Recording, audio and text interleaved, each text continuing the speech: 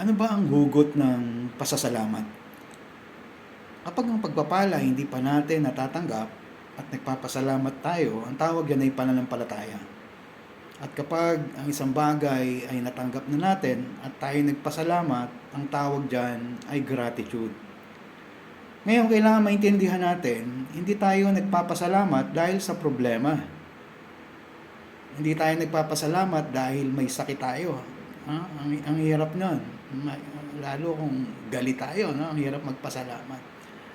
Bakit tayo nagpapasalamat? Ang hugot ng pasasalamat ay ang tinapos na gawa ng Panginoong Hesus. 2,000 taon na nakakaraan, meron ng ginawa ang Diyos para sa problema mo.